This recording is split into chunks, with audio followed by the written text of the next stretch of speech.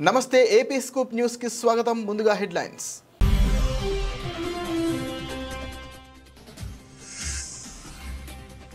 భారత్ దాడి నిజమే, మా స్థావరం ధ్వంసమైంది. పాక్ బండారం బయటపెట్టిన లష్కరే ఉగ్రవాది.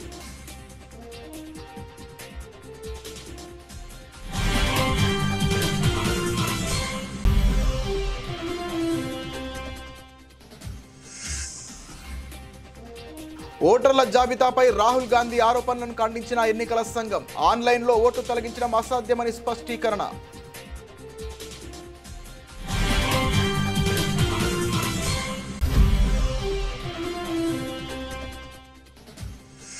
ఆపరేషన్ సింధూర్, పాక్పై అర్ధరాత్రి దాడికి అసలు కారణం చెప్పిన సిడిఎస్ అనిల్ చౌహాన్. సామాన్య ప్రజల ప్రాణ నష్టం నివారించడానికే ఈ నిర్ణయం తీసుకున్నట్టు వెల్లడి.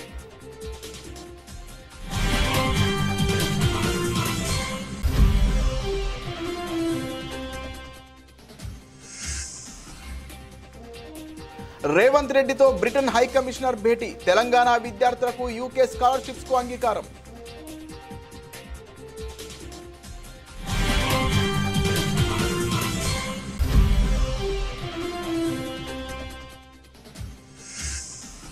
జీఎస్టీ 2.0 సంస్కరణలపై దేశంలోనే తొలి తీర్మానం చేసిన ఏపీ శాసనసభ. సంస్కరణలు దేశానికి గేమ్ చేంజర్ అని అభివర్ణించిన సీఎం చంద్రబాబు.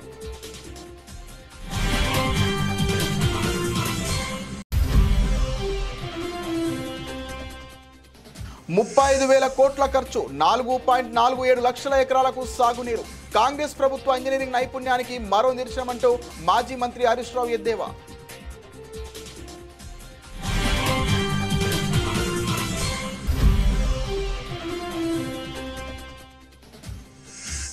వైసీపీ ఎమ్మెల్సీలతో జగన్ సమావేశం. మండలిలో ప్రభుత్వాన్ని నిలదీయాలని దిశానిర్దేశం. ప్రజా సమస్యలపై గలం విప్పాలని సూచన.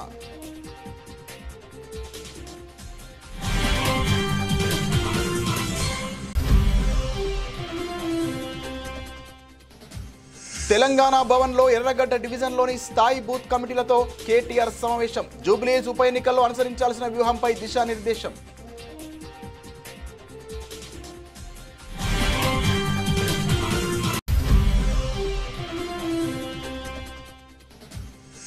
విజయవాడ ఉత్సవ పేరుతో స్టాల్స్ నిర్వాహకుల నుంచి లక్షలు దండుకుంటున్నారు. ఆగ్రహం వ్యక్తం చేసిన మాజీ మంత్రులు పేర్ని నాని, వెల్లంపల్లి శ్రీనివాస్.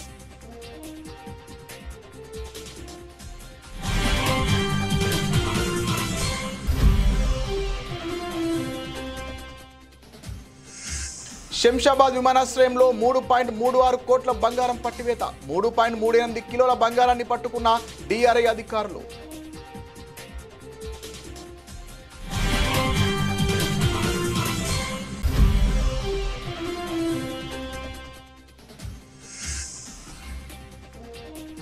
మోహన్ లాల్ వృషభ టీజర్ విడుదల. దీపావళి కానుకగా ప్రేక్షకుల ముందుకు రాబోతున్న చిత్రం.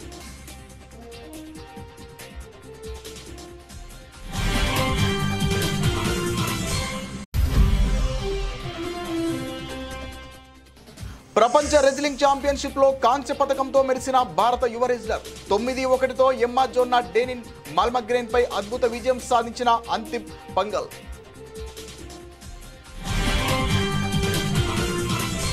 పాకిస్తాన్ కేంద్రంగా పనిచేస్తున్న ఉగ్రవాద సంస్థల గుట్టు ఒక్కొక్కటిగా రట్టవుతోంది. కొన్ని రోజుల క్రితం జైషే మహమ్మద్ జేఈఎం కమాండర్ భారత సైన్యం దాడుల గురించి నిజాలు వెల్లడించగా, తాజాగా లష్కరే తోయిబా ఎల్ఈటీ వంతు వచ్చింది. భారత సైన్యం జరిపిన ఆపరేషన్ సింధూర్ దాడిలో తమ ప్రధాన స్థావరం పూర్తిగా ధ్వంసమైందని లష్కరే కమాండర్ కాసిం స్వయంగా అంగీకరించడం సంచలనం సృష్టిస్తోంది. ఈ ఒప్పుకోలు వీడియో సోషల్ మీడియాలో వైరల్ కావడంతో పాకిస్తాన్ మరోసారి అంతర్జాతీయంగా ఇరకాటంలో పడింది. సోషల్ మీడియాలో విస్తృతంగా ప్రచారమవుతున్న ఒక వీడియోలో లష్కరే కమాండర్ కాసిం పాకిస్తాన్లోని మురిద్కేలో నిర్మాణంలో ఉన్న ఒక ప్రదేశం ముందు నిలబడి మాట్లాడాడు. భారత్ జరిపిన దాడిలో ధ్వంసమైన మర్కజ్ తైబా శిథిలాలపై తాను నిలబడి ఉన్నాను.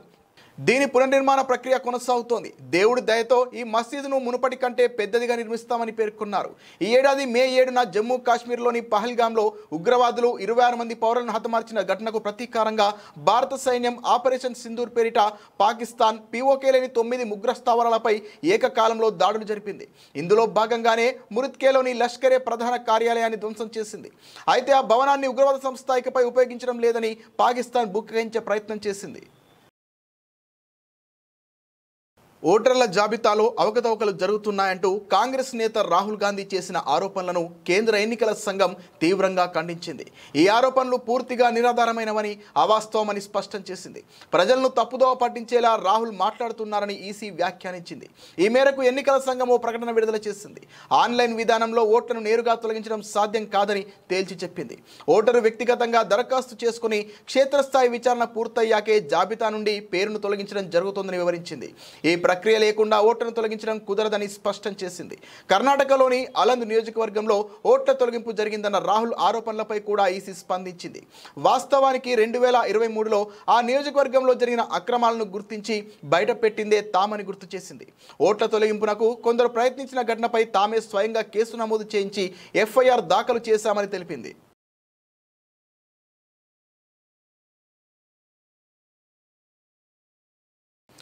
పాకిస్తాన్పై భారత సైన్యం చేపట్టిన ఆపరేషన్ సింధూర్లో తొలి దాడిని అర్ధరాత్రి సమయంలో నిర్వహించడానికి గల కారణాన్ని సిడిఎస్ జనరల్ అనిల్ చౌహాన్ వెల్లడించారు.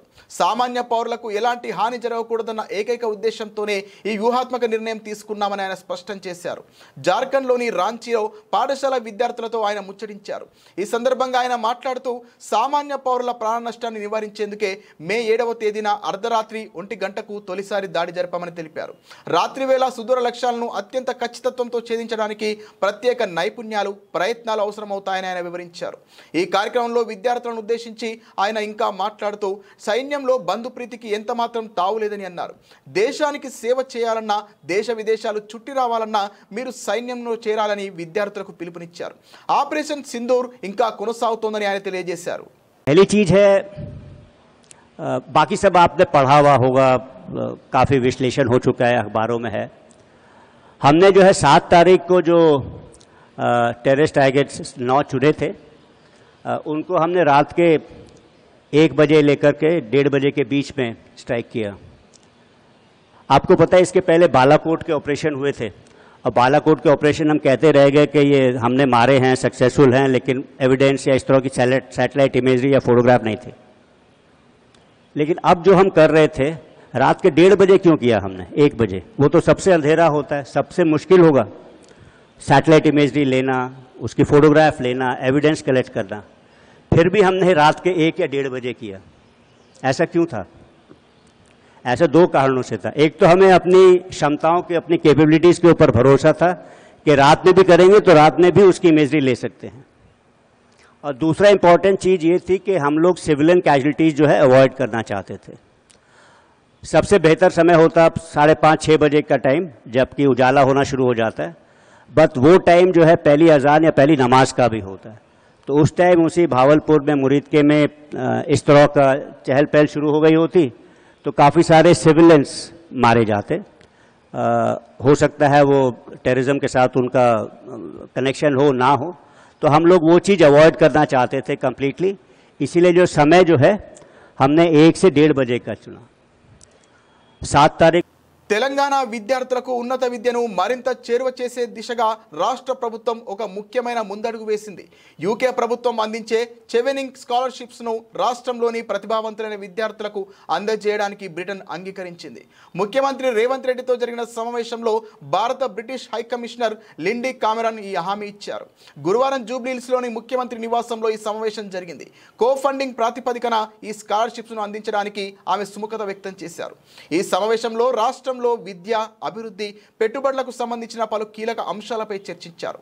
తెలంగాణలో ప్రభుత్వం తీసుకురానున్న నూతన విద్యా విధానం ముసాయిదాను ముఖ్యమంత్రి రేవంత్ రెడ్డి బ్రిటిష్ హై కమిషనర్కు వివరించారు. రాష్ట్రంలోని ప్రభుత్వ ఉపాధ్యాయులు, ప్రొఫెసర్ల నైపుణ్యాలను మెరుగుపరచడానికి ప్రత్యేక శిక్షణ కార్యక్రమాలను ఏర్పాటు చేయాలని ముఖ్యమంత్రి కోరారు. దీనికి లిండీ కామెరాన్ సానుకూలంగా స్పందించారు. అనంతరం రాష్ట్రంలో పెట్టుబడులకు ఉన్న అవకాశాలను ముఖ్యమంత్రి వివరించారు. ముఖ్యంగా ప్రభుత్వం ప్రతిష్టాత్మకంగా చేపడుతున్న మూసీ రివర్ ఫ్రంట్ అభివృద్ధి ప్రాజెక్టులో బ్రిటిష్ కంపెనీలు భాగస్వాములు కావాలని ఆయన ఆహ్వానించారు. ముఖ్యమంత్రి రేవంత్ రెడ్డి చేసిన ప్రతిపాదనలన్నిటికీ బ్రిటిష్ హైకమిషనర్ లిండీ కామెరాన్ సానుకూలంగా స్పందించినట్లు ప్రభుత్వ వర్గాలు తెలిపాయి. ఈ సమావేశంలో తెలంగాణ, బ్రిటన్ మధ్య ద్వైపాక్షిక సంబంధాలు మరింత బలపడతాయని భావిస్తున్నారు. జీఎస్టీ విధానంలో కేంద్ర ప్రభుత్వం ప్రతిపాదించిన నూతన సంస్కరణలను స్వాగతిస్తూ ఆంధ్రప్రదేశ్ శాసనసభ కీలక తీర్మానం చేసింది. జీఎస్టీ 2.0 సంస్కరణలకు మద్దతుగా తీర్మానం చేసిన తొలి రాష్ట్రంగా ఏపీ నిలిచింది. ఈ తీర్మానంపై ముఖ్యమంత్రి చంద్రబాబు మాట్లాడుతూ ఈ సంస్కరణలు దేశ ఆర్థిక వ్యవస్థలో ఒక గేమ్ చేంజర్గా నిలుస్తాయని అభివర్ణించారు. కేంద్రం తీసుకున్న ఈ నిర్ణయం ప్రజలకు దసరా, దీపావళి పండుగలను ముందుగానే తీసుకువచ్చిందని ఆయన హర్షం వ్యక్తం చేశారు. ఈ సందర్భంగా చంద్రబాబు మాట్లాడుతూ గతంలో దేశంలో పన్నుల వ్యవస్థ అత్యంత సంక్లిష్టంగా ఉండేదని గుర్తు చేశారు. సిఎస్టీ, వ్యాట్ వంటి 17 రకాల పన్నులు, 13 రకాల సెస్లు, సర్ఛార్జీలతో ప్రజలు, వ్యాపారులు తీవ్ర ఇబ్బందులు పడేవారని అన్నారు.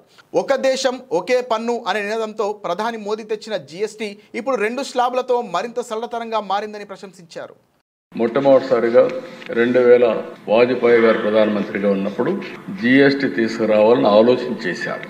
ఆ తర్వాత వచ్చిన గవర్నమెంట్ ఏం పట్టించుకోకపోతే మొట్టమొదటిసారిగా నరేంద్ర మోడీ గారు ప్రధానమంత్రి అయిన తర్వాత ఇప్పటికి కూడా జ్ఞాపకం, ఆ రోజు అరుణ్ జైట్లీ గారు ఫైనాన్స్ మినిస్టర్, ఆయన అందరితో మాట్లాడి అవసరమైతే మీకు నష్టం వస్తే నష్టం కూడా మేము భర్తీ చేస్తామని చెప్పి కన్విన్స్ చేసి మొట్టమొదటిసారిగా జీఎస్టీ తీసుకొచ్చారు. ఆ జీఎస్టీ వచ్చిన తర్వాత దిశ ఒక గేమ్ చేంజర్గా తయారైంది. అవన్నీ నేను చూపిస్తాను. ఈరోజు నెక్స్ట్ రిఫార్మ్ జీఎస్టీ 2వ రిఫార్మ్ తీసుకొచ్చారు. ఇది మీరు ఒకసారి చూస్తే నాకు ఏమాత్రం అనుమానం లేదు. నేను ఎప్పుడు కూడా దేశ రిఫార్మ్ అంటే నేను ముందుంటాను. అది నా జీవితంలో ఇప్పుడే కాదు, మొట్టమొదటి ఒక ఆర్థిక సంస్కరణలన్నా, ట్యాక్స్ రిఫార్మ్స్ అన్నా, టెక్నాలజీ రిఫార్మ్స్ అన్నా నేను ముందుంటాను. చాలాసార్లు ఒక విషయం చెప్పాను, మనందరం గుర్తుపెట్టుకోవాల్సింది, అభివృద్ధి జరిగితే సంపద సృష్టించబడుతుంది. సంపద సృష్టిస్తే ప్రభుత్వానికి ఆదాయం వస్తుంది. ఆదాయం వస్తే ఆ ఆదాయంతో సంక్షేమం మళ్ళీ అభివృద్ధి చేయడానికి అవకాశాలు వస్తాయి. మొన్న ఢిల్లీ మీటింగ్లో కూడా నేను చాలా స్పష్టంగా చెప్పాను, ఎవరైతే సంపద సృష్టించలేరో వాళ్లకు సంక్షేమం ఇచ్చే అధికారం కూడా లేదు. అప్పులు చేసి సంక్షేమ కార్యక్రమాలు ఇస్తే అది. కాంగ్రెస్ ప్రభుత్వం భారీ వ్యయంతో నిర్మించి తలపెట్టిన ప్రాణహిత చేవళ్ల ప్రాజెక్టుపై బీఆర్ఎస్ ఎమ్మెల్యే హరీష్ రావు విమర్శలు గుప్పించారు.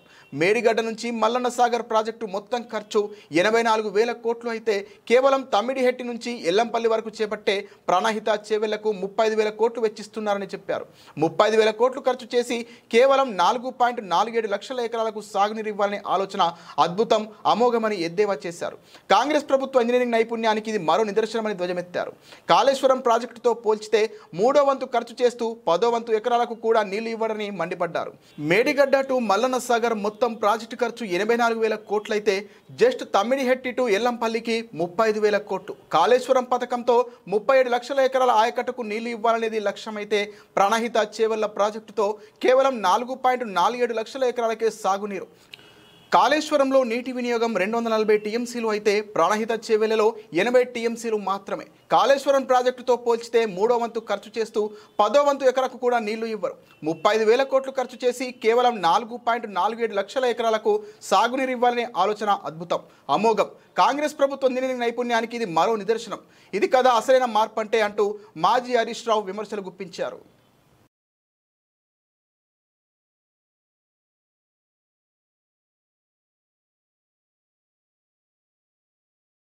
శాసన మండలిలో పార్టీకి ఉన్న సంఖ్యాబలాన్ని ప్రజా సమస్యలపై ప్రభుత్వాన్ని నిలదీసేందుకు వినియోగించుకోవాలని వైసీపీ అధినేత జగన్ పార్టీ ఎమ్మెల్సీలకు పిలుపునిచ్చారు. మండలిని వేదికగా చేసుకుని ప్రభుత్వ వైఫల్యాలను ఎండగట్టాలని సూచించారు. తాడేపల్లిలోని వైసీపీ కేంద్ర కార్యాలయంలో ఎమ్మెల్సీలతో జగన్ అధ్యక్షతన లెజిస్లేచర్ పార్టీ సమావేశం జరిగింది. ఈ సందర్భంగా మండలిలో అనుసరించాల్సిన వ్యూహాలపై ఎమ్మెల్సీలకు జగన్ మార్గనిర్దేశం చేశారు. ప్రస్తుతం అసెంబ్లీలో బీజేపీ, జనసేన, టీడీపీ అధికార పక్షంలో ఉండగా ప్రతిపక్షంలో ఉన్న ఏకైక పార్టీ వైసీపీ మాత్రమేనని జగన్ పేర్కొన్నారు. వైసీపీ అధికారంలో ఉన్నప్పుడు చంద్రబాబుకు ప్రతిపక్ష హోదా కూడా దక్కకుండా చేయాలని చాలా మంది సలహాలు ఇచ్చినా కొందరు టీడీపీ సభ్యులను పార్టీలోకి లాక్కోవాలని చూసినా తాము అలా చేయలేదని జగన్ స్పష్టం చేశారు. ప్రస్తుత ప్రభుత్వం విద్య, వైద్యం, వ్యవసాయం వంటి కీలక రంగాలను పూర్తిగా విస్మరించిందని ఆరోపించారు. రాష్ట్రంలో ల్యాండ్ ఆర్డర్ కూడా దారుణంగా ఉందని అభిప్రాయపడ్డారు. శాసన మండలిలో వైసీపీకి బలం ఉందని, ఆ బలాన్ని ఉపయోగించుకొని ప్రజా సమస్యలపై గట్టిగా గలం విప్పాలని ఎమ్మెల్సీలకు ఆయన దిశానిర్దేశం చేశారు. జూబ్లీహిల్స్ అసెంబ్లీ స్థానాన్ని వరుసగా మరోసారి కైవసం చేసుకోవాలని బీఆర్ఎస్ అగ్రనాయకత్వం భావిస్తోంది. అందుకోసం ఆ పార్టీ అగ్రనేతలు వ్యూహాత్మకంగా అడుగులు వేస్తున్నారు. ఆ క్రమంలో ఆ పార్టీ కార్యనిర్వాహక అధ్యక్షుడు కేటీఆర్ నియోజకవర్గంలోని డివిజన్ స్థాయి నేతలతో వరుసగా భేటీలు నిర్వహిస్తున్నారు. అందులో భాగంగా శుక్రవారం తెలంగాణ భవన్లో ఎర్రగడ్డ డివిజన్ స్థాయి బూత్ కమిటీలతో ఆయన సమావేశం అయ్యారు. ఈ ఉప ఎన్నికల్లో అనుసరించాల్సిన వ్యూహంపై వారికి కేటీఆర్ దిశానిర్దేశం చేశారు.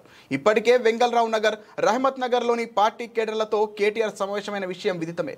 అలాగే సదరు నియోజకవర్గంలోని డివిజన్లకు ఇన్ఛార్జీలను ఇప్పటికే బీఆర్ఎస్ అగ్రనాయకత్వం నియమించిన విషయం తెలిసిందే. పేదవాళ్ళంటే సోయి లేకుండా వ్యవహారం చేస్తున్న ప్రభుత్వానికి ఖచ్చితంగా బుద్ధి చెప్పాలి. నేనేదో ఓట్ల కోసం మాట్లాడతలేదు.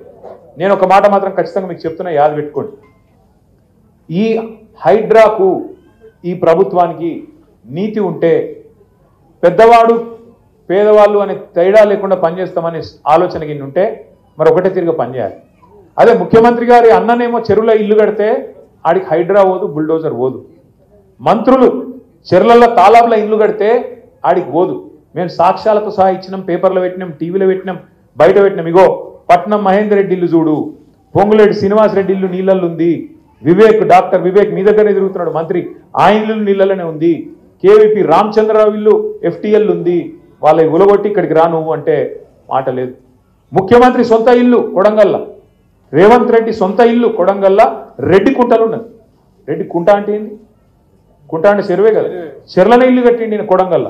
ఇక్కడికి వచ్చేమో పెద్ద పెద్ద మాటలు చెప్తాడు. వాళ్ళ అన్న దుర్గం చెరువులో కట్టిండి ఇక్కడ ఇల్లు, తాలాబులు ఉంది అది కూడా. ఆ ఇల్లుకి ముట్టరు, హైడ్రా పోదు. కానీ ఈజీగా దొరికేటోళ్ళు ఎవరు? గరీబోళ్ళు. అడిగేటోడు లేడు, మిమ్మల్ని కాపాడేటోడు లేడు అన్నట్టు, మీకు ఆవాజ్ లేదన్నట్టు కొట్టేస్తాం. తోడు దెంగే కోన్ దేకితే క్యాకరితే క్యాకరలేదు అన్నట్టుగా ఈరోజు వ్యవహారం ఉన్నది. దయచేసి నేను మిమ్మల్ని కోరుతున్నా, ఇవాళ ప్రభుత్వం కాంగ్రెస్ పార్టీ వాడు ఏమంటుండంటే మాకు ఓటేసి నీ ఏళ్ళతో నీ కంటినే పొడిపించే కుట్ర చేస్తున్నాడు. మీరిగిన ఓటేస్తే కాంగ్రెస్ పార్టీకి పొరపాటున వాళ్ళు బెదిరిస్తేనో భయపడితేనో ఇది బంద్ అవుతుంది అది బంద్ అవుతుంది అని బెదిరితే మీ ఏళ్ళతో మీ కన్నే ఒడుచుకున్నట్టు అవుతుంది. మీ ఇల్లు కూలగొట్టుమని హైడ్రాకు మీరే లైసెన్స్ ఇచ్చినట్టు అవుతుంది. యాది పెట్టుకోండి ఈ మాట. ఒకవేళ మీకు గనక రేపటి రోజున మళ్ళా కేసీఆర్ రావాలి అంటే సురుకు పెట్టుడు కాంగ్రెస్ పార్టీకి ఇప్పటి నుంచే మొదలు పెట్టాలి. జూబ్లీహిల్స్ నుంచే మన జయత్రయాత్ర మొదలు కావాలి. జూబ్లీహిల్స్ నుంచే మన జయత్రయాత్ర మొదలు కావాలి. లేకపోతే ఈ కాంగ్రెస్ పార్టీ మామూలు పార్టీ కాదు. విజయవాడ కనకదుర్గమ్మ నవరాత్రి ఉత్సవాల విశిష్టతకు భంగం కలిగించేలా అధికార తెలుగుదేశం నేతలు వ్యవహరిస్తున్నారని వైఎస్ఆర్సీపీ నేతలు మండిపడ్డారు. విజయవాడలో ఏర్పాటు చేసిన మీడియా సమావేశంలో మాజీ మంత్రులు పేర్ని వెంకటరామయ్య అలియాస్ నాని, వెల్లంపల్లి శ్రీనివాస్, ఎన్టీఆర్ జిల్లా పార్టీ అధ్యక్షులు దేవినేని అవినాష్, మాజీ ఎమ్మెల్యే మల్లాది విష్ణులు మాట్లాడుతూ నవరాత్రి అమ్మవారి ఉత్సవాల ఆధ్యాత్మిక వాతావరణాన్ని కలుషితం చేసేలా తెలుగుదేశం ఎంపీ కేశినేని చిన్ని ఆధ్వర్యంలో విజయవాడ ఉత్సవ పేరుతో కమర్షియల్ కార్యక్రమాలను పెద్ద ఎత్తున ఏర్పాటు చేయాలనుకునే ఆలోచనలను తక్షణం విరమించుకోవాలని డిమాండ్ చేశారు. గొడుగుపేట వెంకటేశ్వర స్వామి ఆలయ భూముల్లో భారీగా ఏర్పాటు చేస్తున్న ఈ ఉత్సవ ముసుగులో టీడీపీ నేతలు తమ దోపిడీకి రంగం సిద్ధం చేసుకున్నారని ఆగ్రహం వ్యక్తం చేశారు. దసరా పేరు చెబితే గుర్తుకు వచ్చే అమ్మవారి ఉత్సవాలకు పోటీగా అన్ని హంగులతో వినోదం, ఆహ్లాదం అంటూ ఏర్పాటు చేస్తున్న ఈ ఉత్సవం వెనుక కోట్లాది రూపాయల అవినీతి దాగి ఉందని ధ్వజమెత్తారు. మీరు ఈ విజయవాడ నగరాన్ని అభివృద్ధి చేయకపోయినా పర్లేదు, కానీ ఈ విజయవాడ నగర ఖ్యాతిని తగ్గించే విధంగా మీరు పనిచేస్తున్నారు. మొన్న మా కాన్స్టిట్యున్సీలో నాకు తెలిసి ఆ 7 ఎమ్మెల్యేను ఒక ఎమ్మెల్యే మాట్లాడాడు. పశ్చిమ నియోజకవర్గంలో చందాలు ఉత్సవాలు పేరుతో డబ్బులు వసూలు చేస్తే మర్యాదగా ఉండదని చెప్పని. నాకు తెలిసి ఇవన్నీ కూడా మరి కేసీఆర్ చిన్నిగా సమాధానం చెప్పాలి. దీనికి వాళ్ళ సభ్యుల్లో 7 సభ్యులు ఒక సభ్యుడే ఆయన కూడా పశ్చిమ నియోజకవర్గం సంబంధించి వసూలు చేయొద్దని. ఎందుకంటే అంత దారుణంగా వ్యాపారస్తుల్ని వేధించుకుంటూ ఉత్సవాల పేరుతో ఒక పక్కేమో వినాయక చవితి ఉత్సవాలని చెప్పని లక్షల వసూలు చేయడం, వనభోజనాలు చెప్పి డబ్బులు వసూలు చేయడం, వీళ్ళకి బినామీలుగా కేసీఆర్ చిన్నికి బినామీలుగా కొంతమంది తెలుగుదేశం నాయకులు పెట్టుకుని చోటా నాయకులు పెట్టుకుని ప్రతి షాప్ కెళ్లి డబ్బులు వసూలు చేస్తున్నారు. మీరు రియల్ ఎస్టేట్ వ్యాపారం లాగా 10x10 సైజ్ ఇస్తే కనుక 3,50,000 అని చెప్పని ఏంటండి రేట్లు ఏంటండి? మీరు 40 ఎకరాలకి 45 లక్షలు ఇచ్చేసి మేము బాగా ఇచ్చేసామని చెప్పుకున్నారు కదా. 10x10 సైజు వచ్చి 3.5 లక్షలు అంటండి 56 రోజులకి. ఎన్ని కోట్లు సంపాదిస్తున్నారు ఈ డబ్బులతో? ఎన్ని కోట్లు? ఒక్కొక్క స్టాల్ కి 3 లక్షల రూపాయలు అంటే 10x10 సైజ్ అయితే కనుక వీళ్ళు చేసేది వ్యాపారం. అమ్మో ఇప్పటిదాకా మన అమ్మవారి నవరాత్రులు జరుగుతున్నటువంటి తరుణంలో దానికి ప్రత్యామ్నాయంగా మీరు విజయవాడ ఉత్సవం అని పెట్టకూడదు. అసలు మీరు అమ్మవారి ఉత్సవాలు నిర్వహణకేమో మీరు శ్రద్ధ తీసుకోరు, బాధ్యత తీసుకోరు. ఆ ఉత్సవాలప్పుడు ఎంత హడావుడిగా ఉంటుంది. రాష్ట్ర వ్యాప్తంగా ఉమ్మడి రాష్ట్రంలో కానీ పక్క రాష్ట్రాల నుంచి కానీ పోలీస్ కానీ రెవెన్యూ కానీ మున్సిపల్ కానీ హెల్త్ కానీ అన్ని ప్రభుత్వ శాఖలు కూడా ఆ ఉత్సవాలని విజయవంతం చేయాలి అని చెప్పనే ఒక ఆలోచనలో ఉంటే ఒక ప్యారలల్ గా విజయవాడ ఉత్సవం అని చెప్పి ఆ విజయవాడ చరిత్ర అసలు మీకు తెలుసా? విజయవాడ చరిత్ర తెలియకుండా మీ ఇష్టానుసారంగా 100 మంది దగ్గర 10 లక్షల చొప్పున మీరు వసూలు చేశారనంటే వైబ్రెంట్ విజయవాడ అని చెప్పని అసలు రాష్ట్రంలో పరిస్థితి ఏంటి? వ్యాపారస్తులు ఏ విధంగా ఉన్నారు? వ్యాపారాలు లేక అల్లాడిపోతున్నటువంటి తరుణంలో ఆర్థిక మాధ్యమం ఏర్పడి గగ్గోలు పెడుతున్నటువంటి తరుణంలో విజయవాడ నగరంలో ఈ చందాలు వసూలు చేసేటటువంటి కార్యక్రమం ఏంటి? శివనాథ్ అలియాస్ చిన్ని గారు ఆయన ఎంత అత్యుత్తమం అంటే ప్రజాసేవ పట్టదు, బెజవాడ పార్లమెంట్ ప్రజలు పట్టరు, ఆయన అంతా బిజీ నోట్లు లెక్కెట్టుకోవటం, సాయంత్రానికి ఎంత వచ్చింది రాత్రికి క్లోజింగ్ బ్యాలెన్స్ చూసుకోవటం, వాటిని ఏ పూటకు ఆ పూట లేదా వారానికి ఒకసారి హైదరాబాద్ తరలించడం. నా గురించి నేదేదో దేవుడు ఆస్తి మా ఊళ్ళో ఎవడో చెప్పాడు, అది పుచ్చుకుని నేను ఏలాడతాడు. ఇక్కడ కుక్కతోక పట్టుకుని కృష్ణానది ఇటు నుంచి అటు సీతానగరం వరకు ఏదటం సాధ్యం కాదని అతనికి మెల్లగా అర్థం అవుద్ది. 135 మంది 2 లక్షల చొప్పున ఆక్షన్ జరిగితే దాంట్లో నేనెట్టా కొట్టేశానో మరి మీరు ఈ కృష్ణానది ఈ ఒడ్డు నుంచి ఆ ఒడ్డుకి లేదా ఇక్కడి నుంచి అక్కడికి ఈద్దాం అనుకున్నటువంటి ఆ సమాచారం ఇచ్చిన గోదావరి మీరు పట్టుకున్న ఆ తోక ఎవరిదో వాళ్ళు చెప్పాలి, అది పుచ్చుకుని బయలుదేరిన మీరు చెప్పాలి. ఈ 135లో సరే వీళ్ళందరూ నేను వదిలిచ్చావంటే ఈ 135 మందిలో దాదాపుగా 50% మంది టీడీపీ వాళ్ళు. ఇందులో 30వ పేరు 2 లక్షల రూపాయలు కట్టినటువంటి 30వ పేరు కొల్లు రవీంద్ర గారికి గుండికాయ, ఇంకేదో కాయో రోజు ఆయనతోనే ఉంటాడు పల్లపాటి సుబ్రహ్మణ్యం గారు. ఈ గుండికాయ కూడా నేను కొనేశానా, నాకు అమ్ముడయ్యాడా? ఇప్పుడు ఒక తోక పట్టుకుని మీరు బయలుదేరారు కదా. ఏదైతే గొల్లపూడిలోని వెంకటేశ్వర స్వామికి సంబంధించిన స్థలంలో నాకు అసలు సంబంధమే లేదు, నేను అసలు కబ్జానే చేయాలనుకోలేదు, నేను కేవలం సభ్యుని మాత్రమే అని చెప్పని నిన్న ఆయన మాట్లాడటం జరిగింది. కానీ ఏదైతే సొసైటీ ఫర్ వైబ్రెంట్ విజయవాడ పేరుతో మీరు రిజిస్ట్రేషన్ చేయించారు, దాంట్లో నువ్వు ప్రెసిడెంట్వా మెంబర్వా? ఫస్ట్ పేరు నీదే, కేశినేని శివనాథ్ ప్రెసిడెంట్, అదేవిధంగా సెక్రటరీ వచ్చేసి బోసిరికి పట్టాది. తర్వాత ఎవరైతే రియల్ ఎస్టేట్ చంద్రబాబు గారు రాగానే నా ఆస్తి 100 కోట్లు అయిపోయిందని చెప్పారు కదా ఒక ఆయన, ఎస్ఎల్వి రాజు ఆయన, తర్వాత ప్రవీణ్ కుమార్ జైను, రాధిక, శ్రీనివాస్ దండమూరి, బాయన వెంకట్రావు అని చెప్పని కొంతమందితో ఫామ్ చేసి నువ్వు ప్రెసిడెంట్ గా ఉండి ఆ స్థలాన్ని కానివ్వండి లేకపోతే ఉత్సవాల పేరుతో డబ్బులు దోచుకోవాలని చెప్పని మీరు ప్లాన్ చేయలేదా? మీకు ఆ స్థలం కబ్జా చేయాలని చెప్పిన ఆలోచన కనుక లేకపోతే అసలు ముందే మట్టి ఎందుకు తోలేరు? మీకు ఆ తోలిన మట్టి ఎవరిచ్చారు, ఎక్కడి నుంచి వచ్చారు? రైతులతో దొంగ ఫోర్జరీ సంతకం పెట్టించామని చెప్పండి, ఎవరు పెట్టించారు? ఈరోజు మీరు చేసే కబ్జాలు చూడలేక, మీరు చేసే పనులు చూడలేక ఎవరైతే ఆర్ఎస్ఎస్ హైదరాబాద్లోని శంషాబాద్ విమానాశ్రయంలో భారీగా బంగారం పట్టుబడింది.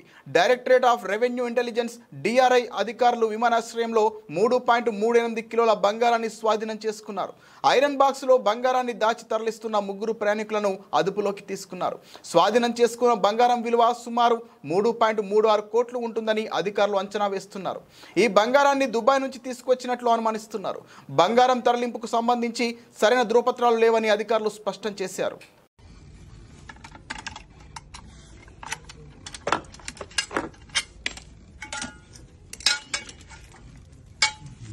Open it and show.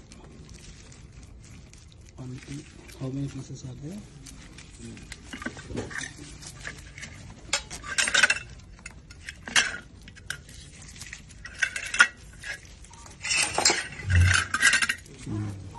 There are 1, 2, 3, 6, 7, 8, 9, 10, 12. Malayalam super star Mohan Lal ప్రధాన పాత్రలో నటిస్తున్న భారీ బడ్జెట్ పాన్ ఇండియా చిత్రం వృషభ. ఈ సినిమాకు నందకిషోర్ దర్శకత్వం వహిస్తుండగా Connect Media, Balaji Telefilms, Abhishek S Vyas Studios, Aashirvad Cinemas సమర్పిస్తున్నాయి. Shobha Kapoor, Ekta R Kapoor, CK Padmakumar, Varun Mathur, Saurabh Mishra, Abhishek S Vyas, Pravir Singh, Vishal Gurnani, Zahi Parekh Mehta సంయుక్తంగా నిర్వహిస్తున్నారు. పాన్ ఇండియాగా రాబోతున్న ఈ చిత్రం దీపావళి కానుకగా ప్రేక్షకుల ముందుకు రాబోతోంది. ఈ సందర్భంగా మూవీ నుంచి టీజర్ను విడుదల చేశారు మేకర్స్. ఈ మూవీ టీజర్ చూస్తుంటే మోహన్ లాల్ ఇందులో యోధుడి పాత్రలో కనిపించనున్నారు. యాక్షన్ ప్యాక్డ్గా ఉన్న ఈ ట్రైలర్ ప్రస్తుతం ఆకట్టుకుంటోంది. కథలో బలమైన భావోద్వేగాలు, ప్రతీకార నేపథ్యం, స్వేచ్ఛ కోసం ఓ వ్యక్తి చేసే పోరాటం ప్రధాన అంశాలుగా ఉంటాయని, ప్రేక్షకులకు గొప్ప సినిమాటిక్ అనుభూతినిస్తోందని నిర్మాత ఏక్తా కపూర్ తెలిపారు. తండ్రి కొడుకుల చుట్టూ తిరిగే బలమైన కథ ఇదని దర్శకుడు నందకిషోర్ తెలిపారు. మలయాళంతో పాటు తెలుగులో ఏకకాలంలో చిత్రీకరణ జరిపామని మేకర్స్ చెప్పారు. ఈ కథలో పునర్జన్మల అంశం కీలకంగా ఉంటుందని చెబుతున్నారు. ప్రతిష్టాత్మక ప్రపంచ రెజ్లింగ్ ఛాంపియన్షిప్లో భారత యువ రెజ్లర్ అంతిమ్ పంగల్ కాంస్య పథకంతో మెరిసింది. మహిళల 53 కిలోల కాంస్య పథక పోరులో అంతిమ్ 9-1తో ఎమ్మా జొన్నా డేనిస్ మల్మగ్రేన్పై అద్భుత విజయం సాధించింది. మెగా టోర్నీలో ఇక భారత్కు రిక్తహస్తాలే అనుకుంటున్న తరుణంలో తాను ఉన్నానంటూ అంతిమ్ కాంస్యంతో సత్తా చాటింది. 2 ఏళ్ల క్రితం ప్రపంచ ఛాంపియన్షిప్లో కాంస్యం గెలిచిన అంతిమ్కు ఇది 2వ పథకం కావడం విశేషం. తనేదైన దూకుడు కనబరిచిన ఈ 21 ఏళ్ల యువ రెజ్లర్ అండర్-23 వరల్డ్ ఛాంపియన్ ఎమ్మాపై పూర్తి ఆధిపత్యం ప్రదర్శించింది. బులెటిన్ ముగించే ముందు హెడ్లైన్స్ మరోసారి.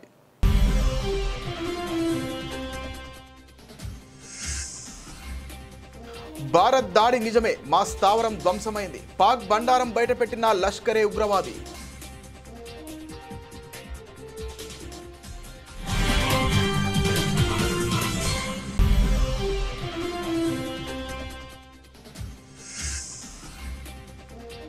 ఓటర్ల జాబితాపై రాహుల్ గాంధీ ఆరోపణలను ఖండించిన ఎన్నికల సంఘం. ఆన్లైన్లో ఓటు తొలగించడం అసాధ్యమని స్పష్టీకరణ.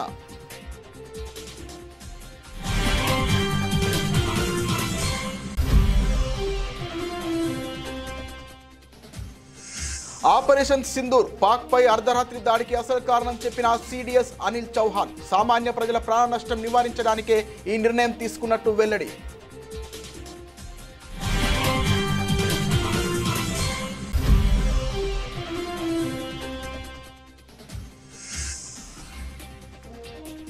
రేవంత్ రెడ్డితో బ్రిటన్ హై కమిషనర్ భేటీ. తెలంగాణ విద్యార్థులకు యూకే స్కాలర్షిప్స్ కు అంగీకారం.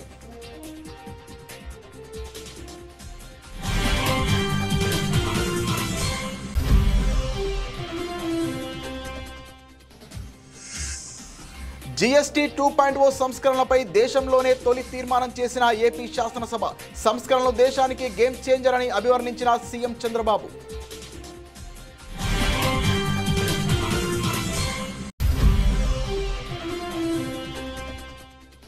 35,000 కోట్ల ఖర్చు, 4.47 లక్షల ఎకరాలకు సాగునీరు. కాంగ్రెస్ ప్రభుత్వ ఇంజనీరింగ్ నైపుణ్యానికి మరో నిదర్శనమంటూ మాజీ మంత్రి హరీష్ రావు ఎద్దేవా.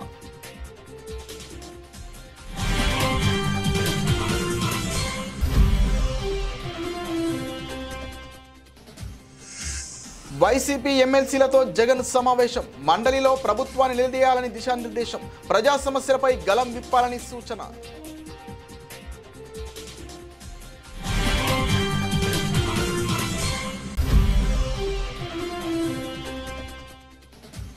తెలంగాణ భవన్లో ఎర్రగడ్డ డివిజన్లోని స్థాయి బూత్ కమిటీలతో కేటీఆర్ సమావేశం. జూబ్లీహిల్స్ ఉప ఎన్నికల్లో అనుసరించాల్సిన వ్యూహంపై దిశానిర్దేశం.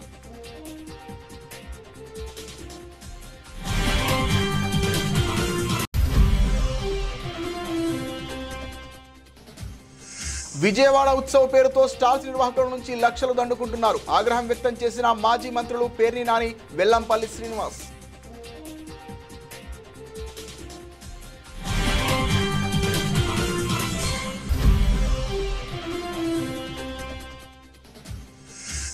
శంషాబాద్ విమానాశ్రయంలో 3.36 కోట్ల బంగారం పట్టివేత. 3.38 కిలోల బంగారాన్ని పట్టుకున్న డిఆర్ఐ అధికారులు.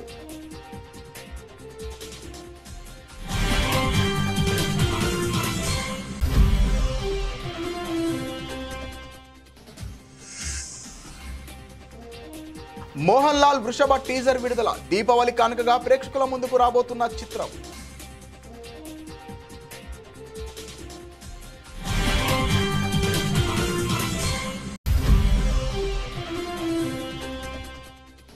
ప్రపంచ రెజ్లింగ్ ఛాంపియన్షిప్ లో కాంస్య పథకంతో మెరిసిన భారత యువ రెజ్లర్. 9-1తో ఎమ్మా జొన్నా డేనిన్ మల్మగ్రేన్ పై అద్భుత విజయం సాధించిన అంతిమ్ పంగల్.